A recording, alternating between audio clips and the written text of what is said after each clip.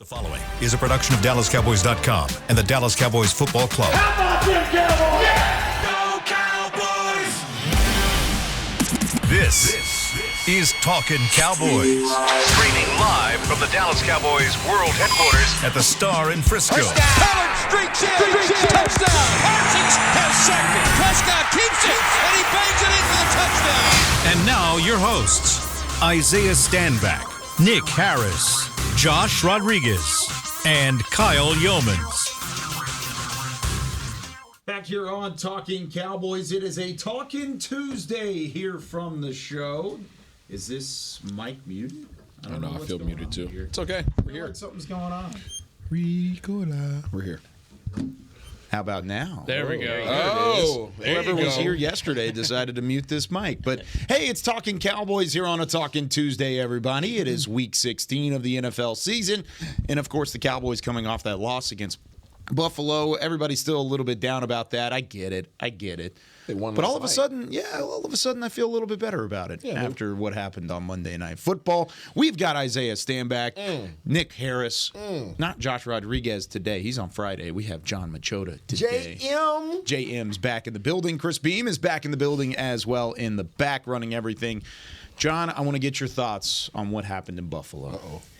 Brace yourself. Yeah, I don't know, man. I'm just listening to Jerry on the radio, and we got the Jerry that was, I don't want to say making excuses, but he was not the Jerry Jones that was ripping the team.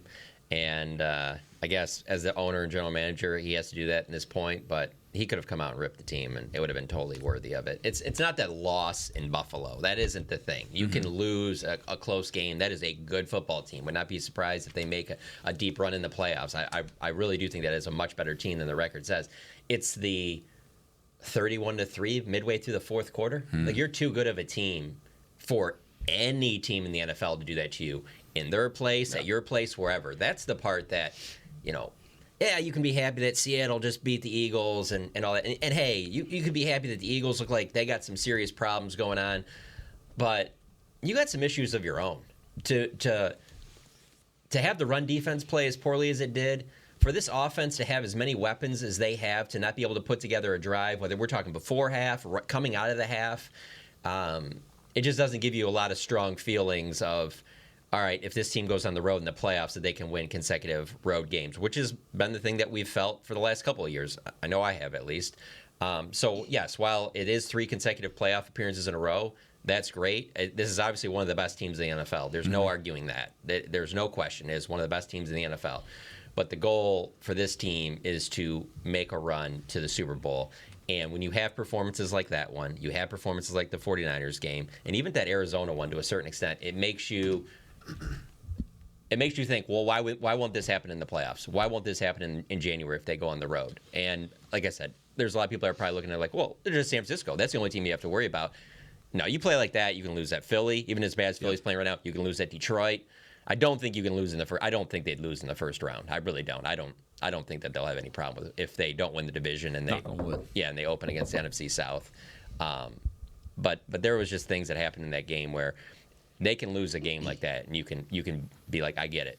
But to play the way that they played, there just so many levels to it that it was just very, very disappointing. Yeah, you mentioned Jerry didn't really rip the team, and definitely not. There was a moment though where he kind of challenged the coaching staff a little bit on the fan this morning, and he said it's your fault. Talking about the coaching staff, it's your fault that the Cowboys are on this pedestal now.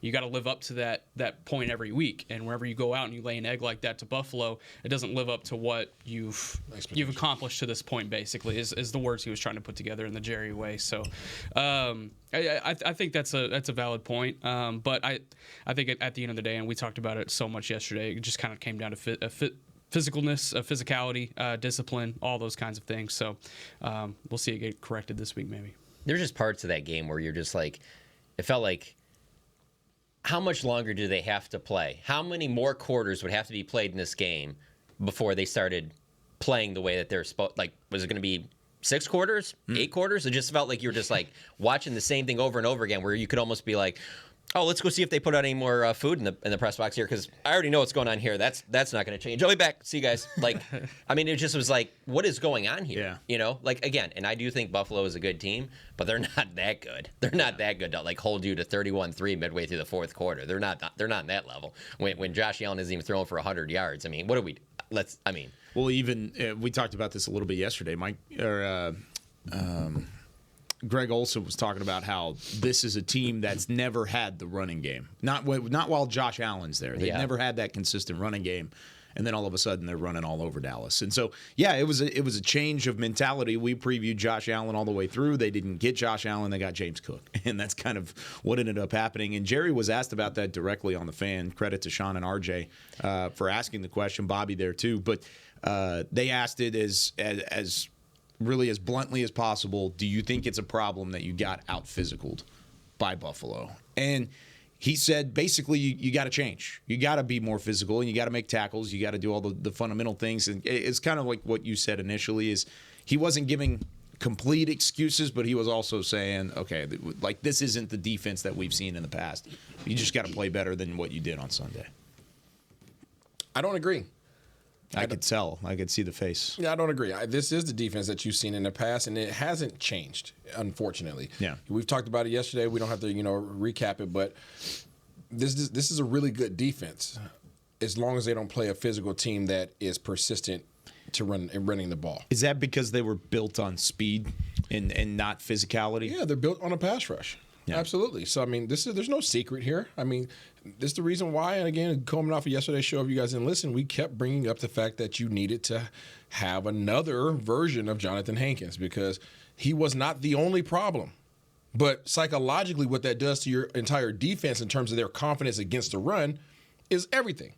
And yes, you're missing his presence on the inside. Yes, you got beat up on the outside as well in terms of your defensive ends getting reached and linebackers coming, getting reached and getting power drived into the ground. But teams that can run the ball and are persistent in running the ball have never had a problem against Dallas. And I would love to hear a team that did. Washington, when they were persistent a couple years ago, did it. Minnesota, did it.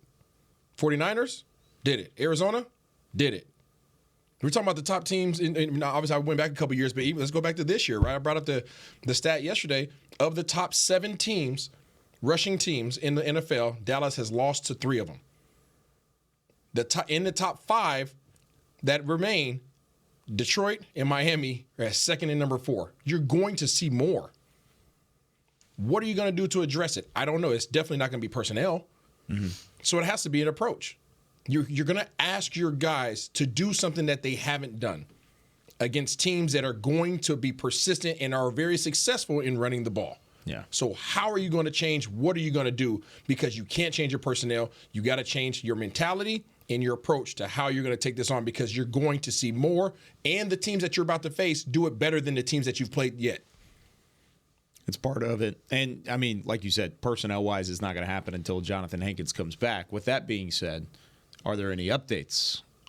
News and notes on Mr. Jonathan Hankins. News and notes wise, there's nothing new on Jonathan Hankins. It's kind of the same going into this week as it was last week. Just kind of seeing how the week progresses, and maybe it'll be more of a Thursday, Friday, Saturday determination as far as where he'll go. This is just my hunch feeling. I don't think he goes on Sunday. Mm-hmm. Whenever the injury happened, we were expecting 2 to 4 weeks. I think it's going to take at least the 2 full weeks. And if you ask me, I keep him out the rest of the regular season, honestly, and just make sure he's ready for the playoffs.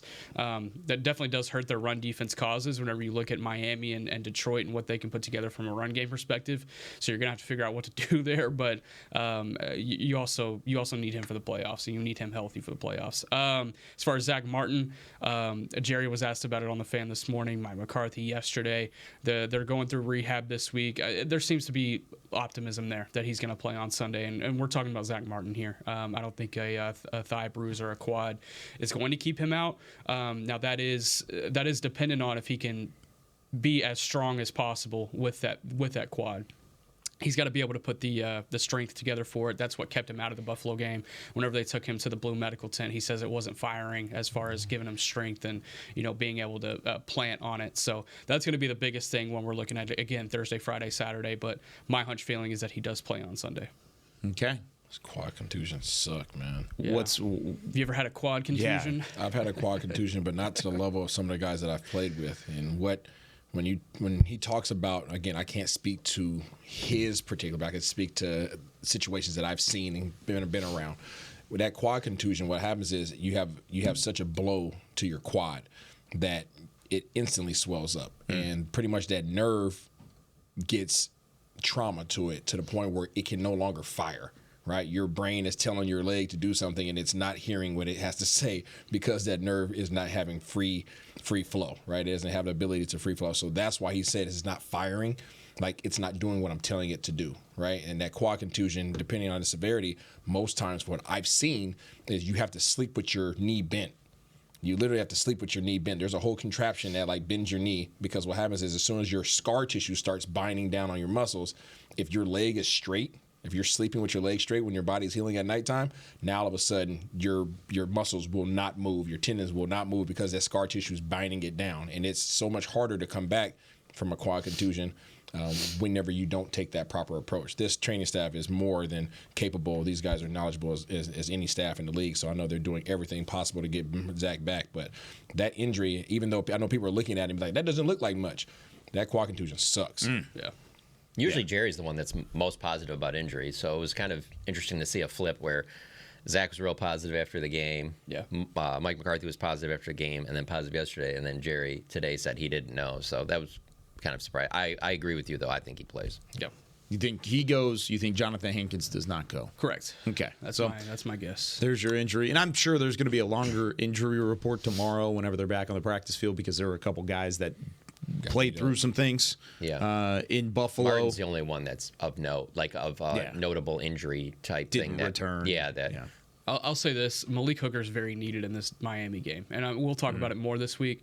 But you have to keep everything underneath against this team. If you let anything out over the top, that's when this offense becomes the most dangerous offense in the NFL. That's what happened in that 70-point outburst against the Broncos.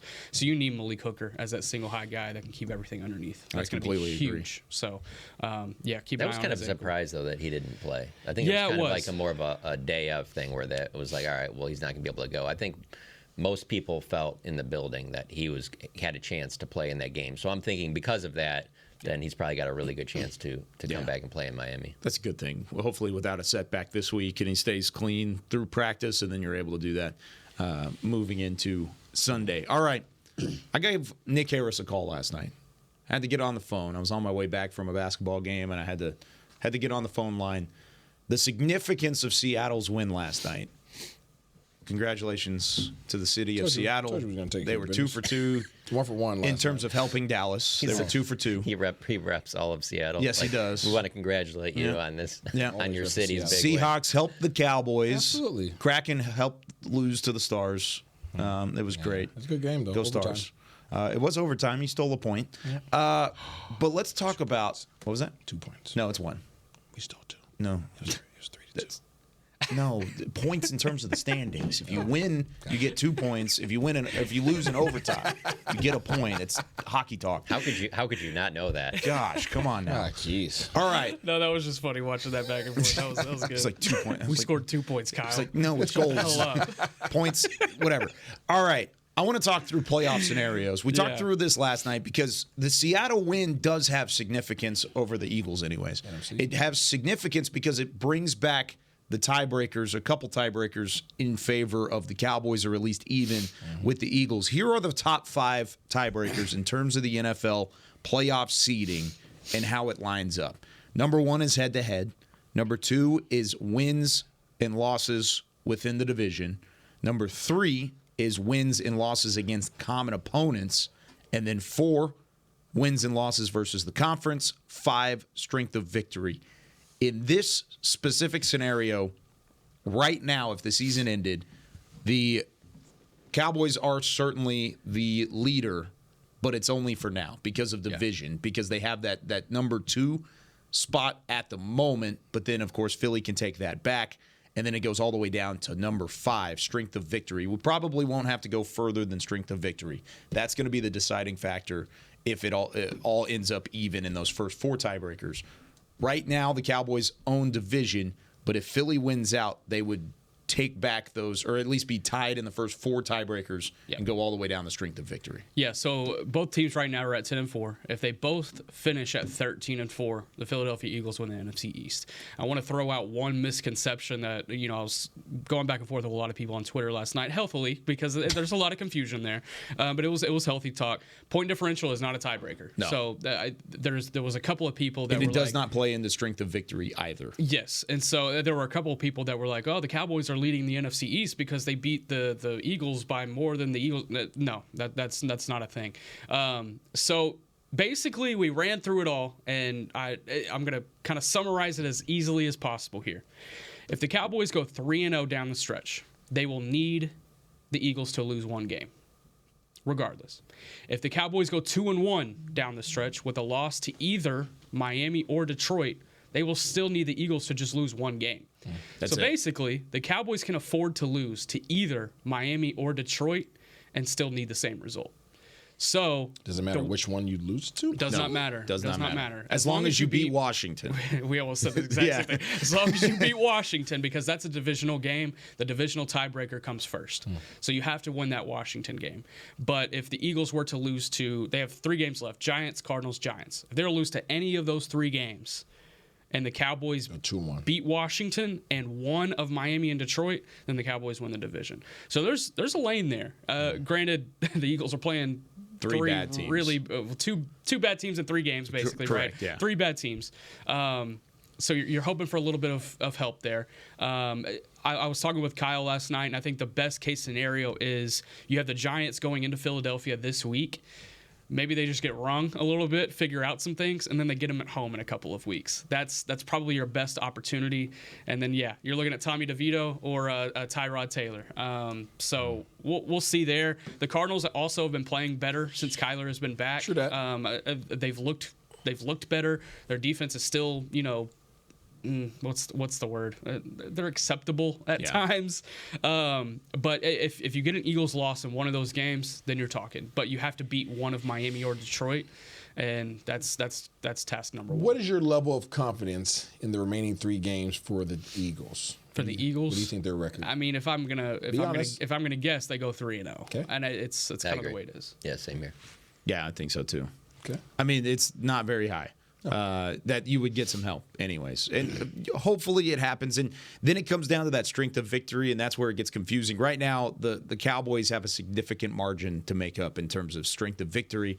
I believe we went through it last night. You're not mathematically eliminated if strength of victory comes into play, but you would basically need, and this is the only scenario where both teams win out, Cowboys, Eagles, you would need everything to go your way. You would need every non-common opponent that the Eagles didn't play or didn't beat to lose, and then you've got a chance there. You went out, right? So say you went out, you win the division. Okay, you're still number 2 behind San Francisco. What then?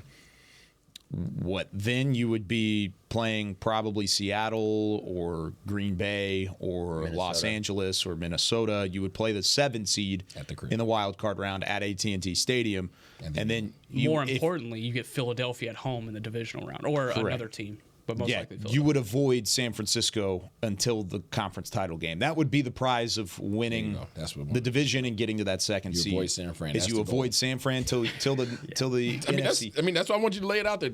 The goal is to avoid San Fran. I think, though, if they were to lose to the Lions, though, I think the Lions could, and then the Lions won out, I think they would get the 2. Correct. We're saying that if they are the 2 seed. If the Cowboys are the 2 seed. They're great. There's scenarios where the Lions would take the 2 seed from the Cowboys and they would be the 3 seed or the 4 seed, even if they win. Probably not the 4 seed. It's probably 2 or 3 if they win the division. Right. But if they are the 2 seed, that's your prize. Is you wouldn't see San Francisco until the NFC title game. And if you don't see San Francisco, that means you host the NFC title game. That's what the people needed to hear. Yeah. And I mean, if you're the 2nd seed and you win if you're the NFC East champions, there's a pretty good chance you're the 2nd seed, unless you lose that Detroit game and then Philly loses one of those down the stretch, because then never Detroit lose a would Jimmy be the Johnson game. You would never lose a Jimmy Johnson game, or at home. I mean, the way they played in Arlington. I just worry about Nate Newton just texted us, man, just win, man. Yeah, exactly. double I man. mean, you did sound like you were doing election coverage where you're like, now there is. Because when you said there's a lane. Waukesika County right. could get 20%. When you votes. said there was a lane, the first thing I thought of was like that Steve Kornacki being like, now technically there's a path. There's a path for Trump. Yeah. Caden Gates, one of our producers here, does a fantastic job. I was kind of answering one of his questions on Twitter yesterday, kind of getting some clarity as far as strength of victory. What does that mean? So that means you take all the teams that the Cowboys have beat all season. It's college football playoffs. Yeah, right. And you calculate their win percentage. Yeah. And that win percentage for Philadelphia is significantly higher than it is for Dallas right now. It's not mathematically impossible for Dallas to make up that stretch, but remaining. it's not going to happen. Yeah. Like it's not going to happen. I kind of broke it down and I said there's about a 90% chance that tiebreaker would go to Philadelphia. Yeah. You would need a lot of things to happen. You would need maybe even bigger than that. It may be more like 95%. Yeah. Like it's pretty heavily in favor of Philly. You would need the Jets, the Chargers, the Panthers, and the Seahawks to win, like basically win out. And those Panthers? Yeah, exactly. That's the non-common opponent that you beat.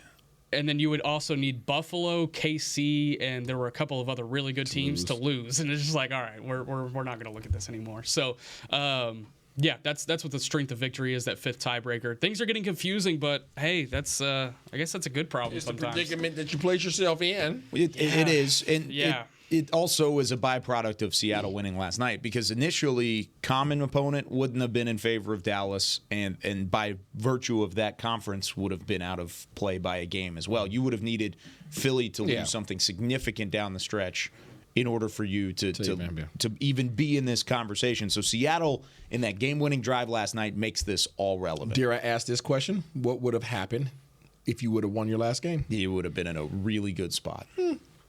Really good. Then you would control your destiny the rest of the way, is what would happen. But you say that like it was close. Like, nothing about that game where you like. That's why I was surprised that you said that the Buffalo's not that good. Who said that? You? He didn't say that. Yeah, huh?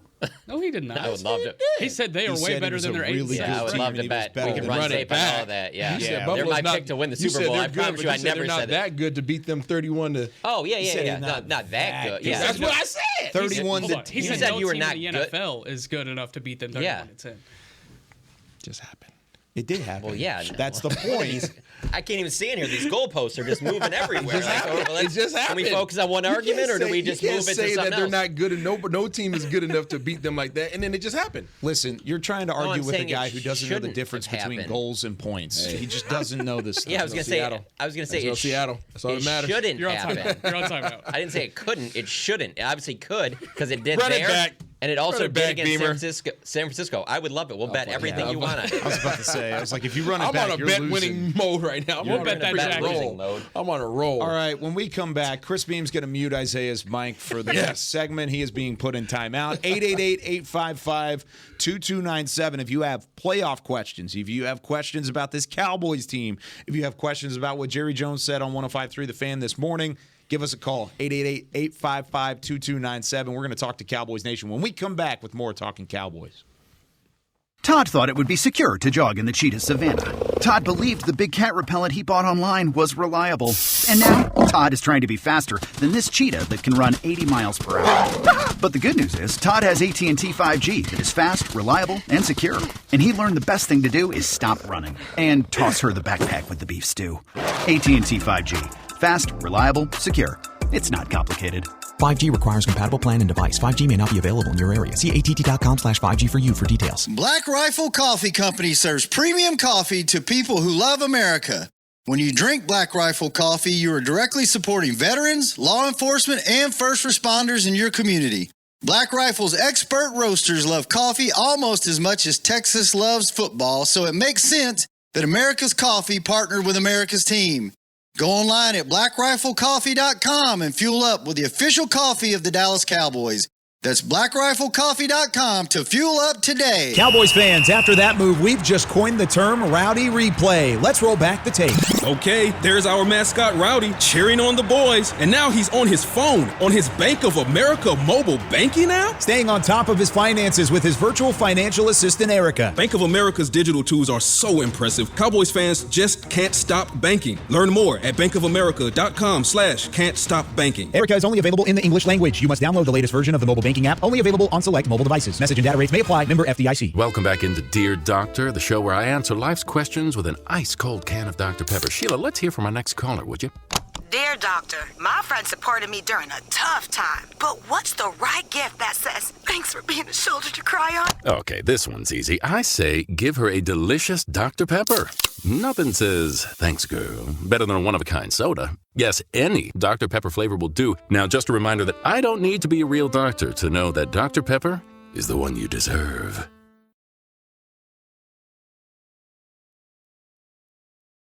Back to Talkin' Cowboys. Back here on Talking Cowboys, this segment of the show is brought to you by Invisalign, the official smile of the Dallas Cowboys. Of course, Talking Cowboys, always brought to you by Black Rifle Coffee Company. Isaiah had his coffee this morning, you can tell. I did not have my coffee this morning, but I would love an RTD if they would like to send me one.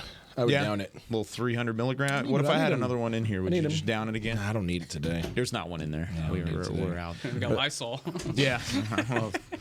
I don't know if that's going to have. You want to really put a pep in your step? You trying to get my wife paid, huh? Oh gosh. Oh man. All right, we've got some calls to take. Insurance claim. 888-855-2297. Give us a call. First off, we've got Gary in New Mexico. You're on Talking Cowboys. Gary, what's going on? Hey, guys, thank you for breaking down that whole tie-breaking procedure. I tried to do that last night after the game and got a really bad headache. Now, back in the day, net point differential was a tiebreaker. Mm-hmm. The Cowboys actually lost a division on that back in 1980, but now they got rid of that and it's that strength of victory.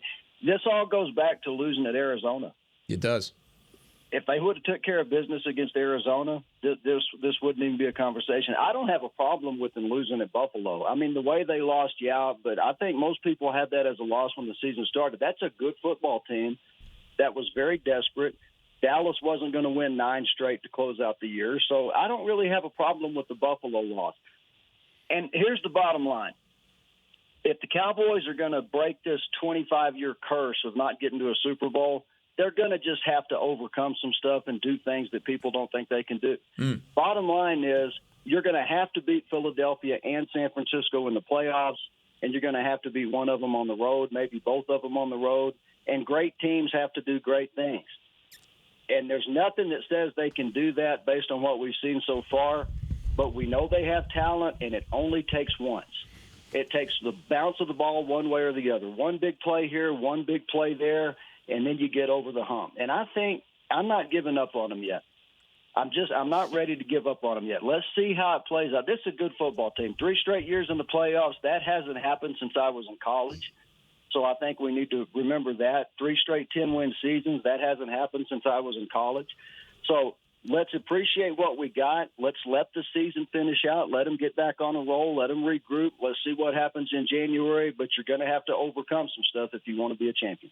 No doubt about it, Gary. Thank you for the call. Great points all the way across the board. And I think the number one thing here is, yes, Arizona, that loss is going to haunt you. And the only time that's going to get negated is if Arizona does the same thing to Philadelphia, and then it helps you out significantly. However, even then, if you have the win over Arizona, you don't have to worry about it then. That one, we knew when it came down that was going to be a big loss on the road. As far as overcoming adversity, do you think this team's good enough to do so? At home, yes.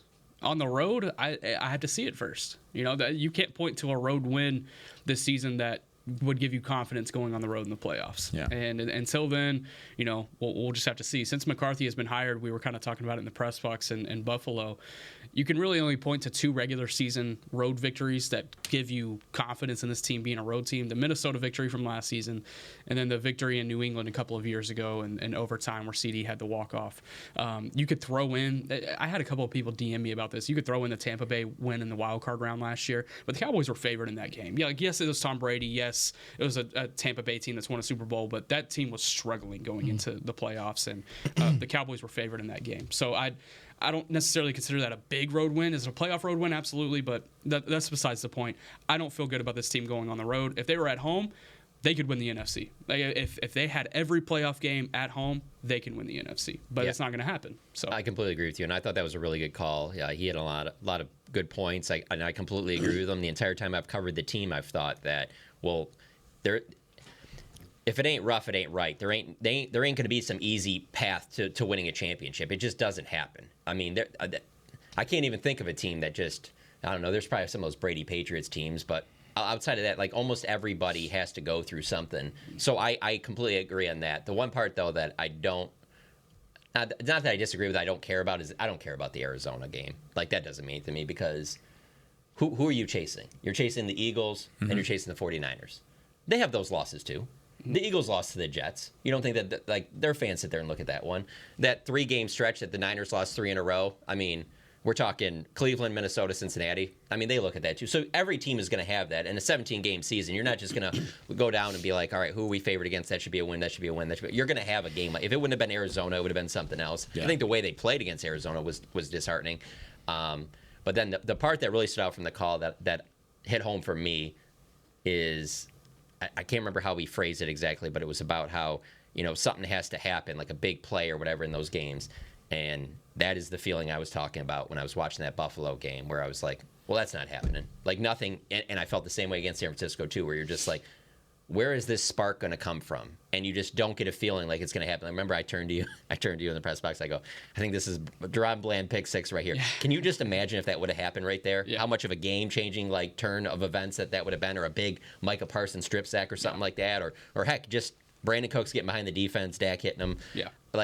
I just didn't feel like, as that game went on, it really was in my head. I was like, how many quarters do you have to play before one of those will happen? Because it just felt like it wasn't gonna happen. I could be wrong, but I can't point to one play that was big. If you just take it out and put it in a vacuum, I can't point to one. The play closest one, hey, that was a good play. The closest one was the Dak deep ball to Cooks at the beginning. Yeah, that was the best opportunity. If they hit that, maybe things are different. Yeah. And then also the other one I will say is potentially if they get the fumble. Yeah. That maybe that sparks something. But outside of that, there weren't many plays where I was like, man, they're just on the cusp of just flipping this thing, Let's go to our second call. AJ in Miami. It is Miami Dolphins week. AJ, you're on Talkin Cowboys. What's going on? What's going on, guys? We're going to be at the game this week, so hopefully we get this dub. There you go. But I've been agreeing with Isaiah since day one. Jerry Jones has not filled that gash in our defense. We need Jonathan Hankins last year, I think, was a Band-Aid for the problem. We need fucking stitches. And this has always been the problem with the Cowboys defense. We can't stop the run. I think Dan Quinn deserves some heat sometimes, because every time of our losses, he does, look lost, to me personally. And I still have faith in Mozzie, but he doesn't fix our problem this year. So our whole point in drafting is, why are we drafting Mozzie if this is our year? If this is our year, then why are we so focused on not bringing in another defensive tackle? That was my whole problem. I don't understand it. I haven't understand it, and the fact that we didn't trade for defensive tackle I think, is a more concerning problem. And also, just a fact on top of it, I think Dan Quinn's going to stay next year. I don't think he leaves. I think he has a good young core defense in the Cowboys, and I don't think he's going to leave the Charlotte, the Raiders, or the Chargers. I just don't think it's going to happen. And that's what I kind of want you guys to talk about and see kind of how you feel about that. Thank you for the call, AJ. Thank you for using clean language all the way through as well. Isaiah, what you got on that one? You didn't agree with that final point, did you? Dan Quinn sticking around? Yeah, we're gonna wait on the offseason on that one. Yeah. We're going to have plenty I of time to have talk about thoughts on that. that We'll have topic. plenty of time. I don't think AJ's completely wrong there. I don't think but he's completely I have thoughts on wrong, that topic. but some jobs are just very difficult to turn down. For sure. When they pretty much have the same pieces in place. I mean, they also just lost 63 to 14. Yeah, well, leadership matters. Wait, you talking about the Chargers? Yeah. Mm-hmm.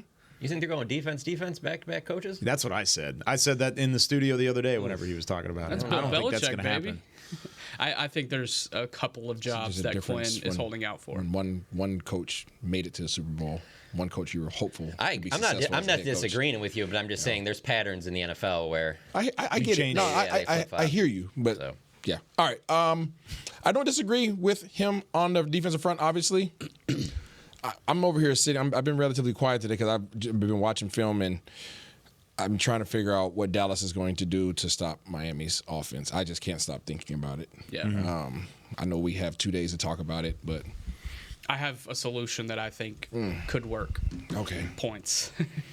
A lot shootout. of points. A shootout. Exactly. A shootout with Miami. Yeah. Exactly. Yep. This offense is capable. I don't think you're looking at me like it's an impossible task. It's capable. This offense is capable, and you look at that Miami defense. It's capable. You could put up points against that defense. They don't do anything that challenges Dallas that they haven't seen already. Agree. Get ready for a 42-35 type game. You say that, but last time they saw a Vic Fangio defense, he liked to tell everybody after the game that he had the blueprint when he was with the Broncos there. That's the last time they faced Vic Fangio. It's honestly my biggest storyline that I'm looking forward to going into this game to see what that is, because there's a lot of history between Fangio and McCarthy, Green Bay, Chicago, and stuff like that. They know each other very well, so it is going to be interesting from that Who aspect. asks him about it this week, you think? JM. I will. Yeah, there you go. There you go, JM. I love JM's not afraid, baby. I want to ask that question. I want John to get in there. We're gonna talk. We're gonna clip it and then we're gonna play it on the show. Are you ready later. to face the blueprint? Yeah, that's the question. Yeah, you gotta ask it just like that. I will. That's fine. I will. All right, we've got Mike in New York. You're on Talking Cowboys. What's going on, Mike? What's going on, guys? You know, we've been talking about this for weeks. Discipline, the penalties. I understand that it was a little better in this game, but come on, it's killing me. It's killing him, Isaiah. That's the penalties that you keep talking about. You wanted to. They're going down, Mike. They're going. It's good to hear from you, Mike. They're going down now.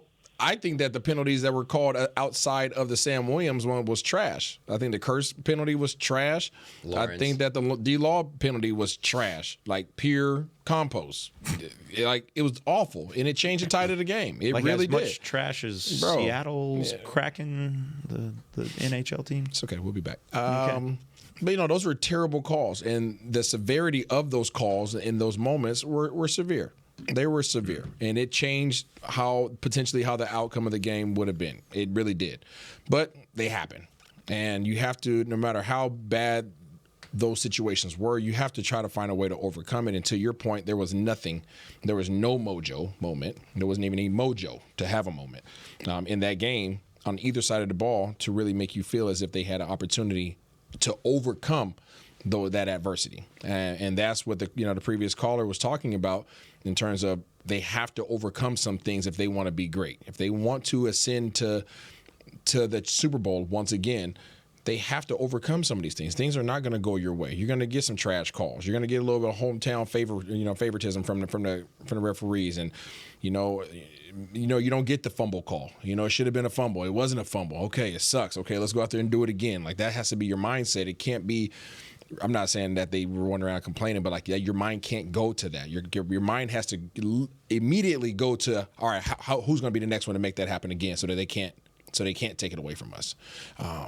You have to be anxious in that regard. So, yeah, you're going to have to overcome some things, and it starts again. It just resets. You just played a really good Buffalo team. We've been waiting on this part of the season all year long. When the season came out, you knew. The schedule came out, you knew what this was going to be about. Yeah. You knew it, regardless of all the different scenarios, playoff implications. Like, you knew that you were going to be fighting for playoff spots at this time of the year against the toughest opponents. Facts, regardless of records. Buffalo, beasts. Okay? Doggone Miami, freaking track meet. Okay, get ready. Just lace them up, get in the ice baths, do whatever you got to do. You're going to be running. Your hamstrings better be nice and warmed up. Okay? And then Detroit, they're going to try to beat you up. You think Dan Campbell didn't just watch that game and then go back and watch the San Francisco game and the Arizona game? Was like, oh, yeah. Yeah, physical. That's what we do. Yeah, kneecaps. Yep. Yeah, bite them off. Just like they put Zeke on his forehead last year, you can expect more of that. So you're about to face 2 different challenges over the next few weeks, and then you got to close out Washington. So, I mean, this is what it's about. You learn about yourself. You really learn about yourself, and I think that they had hopefully they took a hard look in the mirror after this most recent week, and what they saw. Okay, this is like Cool Runnings. You know, when we made him look in the mirror, what do you see? All right, hopefully they saw something that they've already seen before, and now you say, okay, our approach to this can't be the same. It can't be the same. We have to change. We know we have a problem in our rush defense, and these teams are going to be persistent in their rushing attack. What are we going to do to ensure that it doesn't happen again? And Miami presents a huge problem because I can't play single high. I can't. I literally can't play single high, but I can't play too high either. So what the heck do I do? That's the challenge with Miami, because if you want to go single high and play man-to-man coverage like you do 90% of the time, you don't have the guys to run with them. You legit don't have the guys to run with them. I was just about to say you can't run man as much. No, as you can't run man. But if you go too high, you're playing against the second best running team in the league. Yeah, it's tough, man. You know what I'm saying? So like, what is your approach? Isaiah's acting like they're undefeated or something. It's about what I'm seeing on film. Yeah. It's about what I'm seeing on film. I already started early because I knew there's a lot of offense to digest. Which games did you watch? I'm only on the Tennessee game right now. Okay. That's the only game I've watched so far. But like, they are 0-3 against teams above 500. I hear you. If they're kept underneath and Tua is forced to go away from his first read, things get difficult for them. That's the solution there. And then defensively, we'll dive into that this week. It's a big if, though. Keeping them underneath. So. I don't think so, because Tua has not been playing well in the last few weeks. Yeah. Facts. And if you can keep him underneath, and it's about keeping him underneath, not really the weapons, because the weapons will get over the top. It's about keeping Tua underneath. I'm more concerned with the mind of the Cowboys. The mind. Like, I'm dead serious. Like, their ability to overcome big plays. The Seattle game proved a lot to me because they were able to overcome the DK Metcalf play. Yeah, the 73-yarder. They were able to overcome that. That was huge. But you also got to factor in that this team's been really good after a loss. Like, you can't just sit there and take that, hey, what we saw against Buffalo or what we saw against San Francisco is going to be the same here. You're just going to see, there's just like little things that, like, yes, the score is 31-10 and 31-3, but it's little things of just like how you could just tell Buffalo wanted that game more. Absolutely. Just like you could tell the Cowboys wanted that game a lot more than the Eagles did the week before that. The 3 fumble recoveries, like, there was just, like, you're just playing just that little bit of a difference. Yeah. It's a mindset.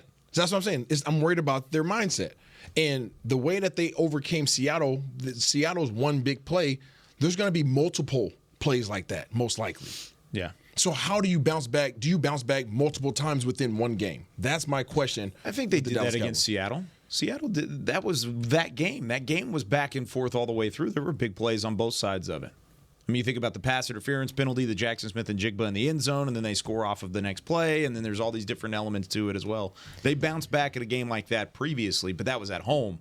Now you got to do it on the road. The Cowboys have not lost back-to-back games since 2021. Yeah, 2021, when they obviously that COVID was going on, where Amari Cooper was out when they lost to Kansas City, and then the Raiders in overtime on Thanksgiving. So I got to give them the benefit of the doubt for that. Is all I'm saying. Yeah, I don't take that statistic into account. I really don't. I mean, you have to at least a little bit. Okay, I can a little bit in terms. There's history there, but I look at matchups. Yeah, that's what I care about. Sure, I care about matchups. I hear about the pass and all that stuff, but I'm looking at matchups. So if you're going to play man to man primarily, even if you play 70% man, how? So what I'm saying is that I agree with where you're coming from. It is a bad matchup, and it would not surprise me if the Dolphins win. What I'm saying, though, is you will not see that same thing that we saw against Buffalo or San Francisco. This will be a competitive game. I agree with you. All right, we've got to take our second break. When we come back, we've got one more phone call, and we've got a draft question on the horizon. We've got some draft insight when we come back with more from Talkin' Cowboys. Don't let me find out. They say champions are remembered, but legends are never forgotten. United Ag & Turf offers a winning lineup of John Deere equipment built to tackle any challenge on and off the field. Legendary John Deere tractors, combines, residential mowers, commercial mowers, compact construction equipment, Gator utility vehicles, and a full line of golf and sports turf equipment. United Ag & Turf, the official Ag & Turf equipment supplier of the Dallas Cowboys. Visit UnitedAgAndTurf.com to find a location near you. Are you ready to take coffee off your grocery list forever? Black Rifle Coffee Club is here to help. As a coffee club member, you'll get your favorite coffees roasted, packaged, and shipped to your door free of charge on your preferred schedule. Set it, forget it, and never run low on coffee again. Members also get exclusive deals on coffee, products, and discounts from partner brands. Ease your mind and let Black Rifle worry about your coffee supply. Go to blackriflecoffee.com to join the coffee club today. It's the official men's skincare brand of the Dallas Cowboys, Jack Black. And right now, Cowboys fans can get 15% off their $75 order. Plus, because every deal needs a playmaker, your order will include a free 5-piece skincare set and free shipping. The Jack Black Playmaker is 4 of Jack's favorites and a full-sized intense therapy lip balm. Make a play for the playmaker at getjackblack.com/Cowboys with the code CowboysVIP. That's getjackblack.com/Cowboys with the code CowboysVIP. Todd thought it would be secure to jog in the cheetah savanna. Todd believed the big cat repellent he bought online was reliable. And now, Todd is trying to be faster than this cheetah that can run 80 miles per hour. But the good news is, Todd has AT&T 5G that is fast, reliable, and secure. And he learned the best thing to do is stop running and toss her the backpack with the beef stew. AT&T 5G. Fast, reliable, secure. It's not complicated. 5G requires compatible plan and device. 5G may not be available in your area. See att.com/5G for you for details. Back to Talkin' Cowboys. Back here on Talking Cowboys, this portion of the show is brought to you by Quaker Oats. We've got Isaiah Stanback, John Machota, Nick Harris, and Chris Beam in the back. Did you have your oats? I did. I had my oats this morning, as always. All right. We got a question from the 601. Kyle, who is a Power 5, 300-pound defensive tackle to watch in the college bowl games?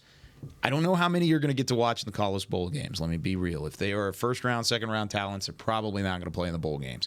I will say, if you want to go back and watch some guys, I've got 3 names for you. Mason Smith out of LSU, Leonard Taylor from Miami, and then the one guy I think you would really want to take a look at, plays down the road, down I-35 in Austin, Tavondre Sweat. He'll play in the bowl game.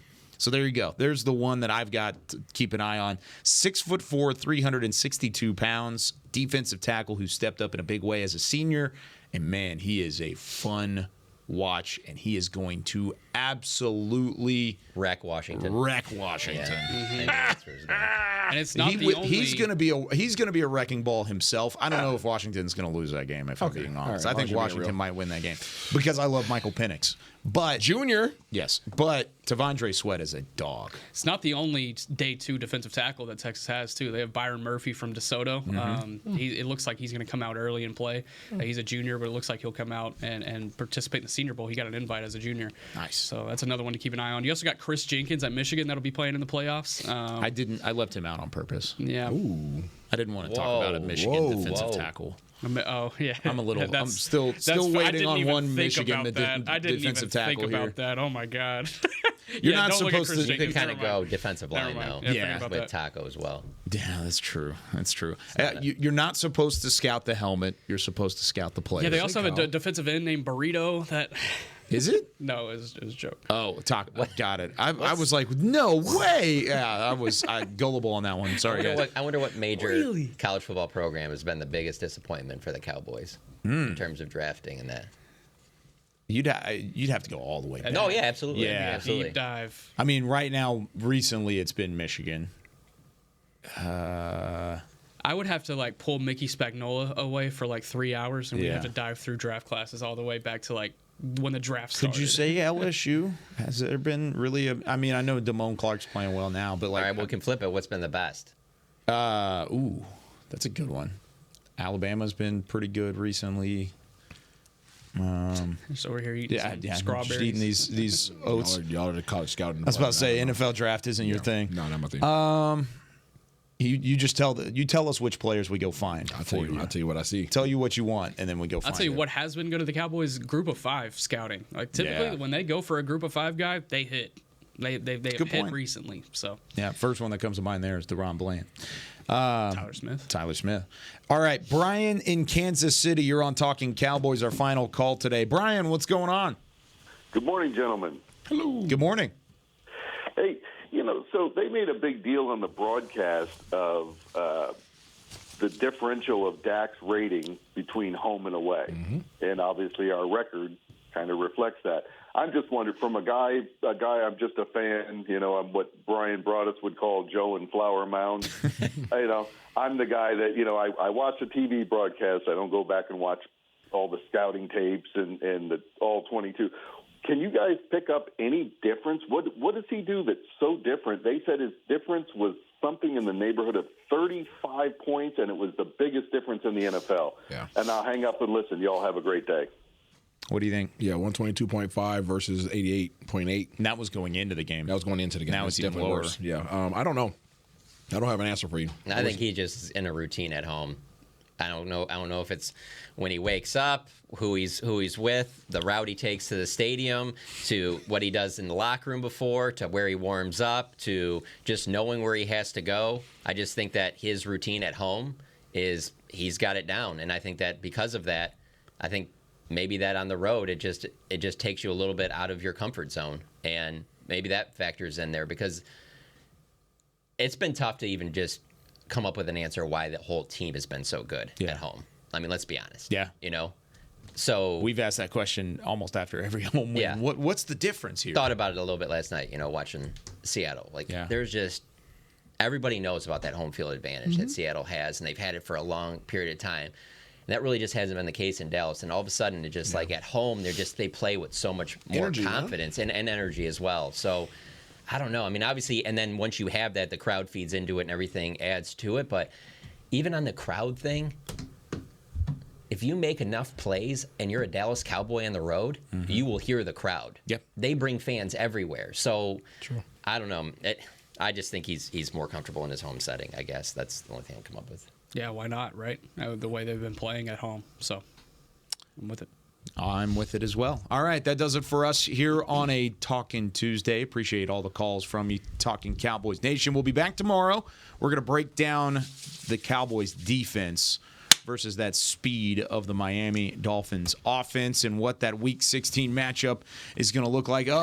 Oh, we've got a little showdown. Texas, Washington. We'll see how this goes down the stretch. There was one from Abe in the 702. He said Texas will win the Natty. That's interesting. Want to put some hot sauce on it? That's what he said. Are we?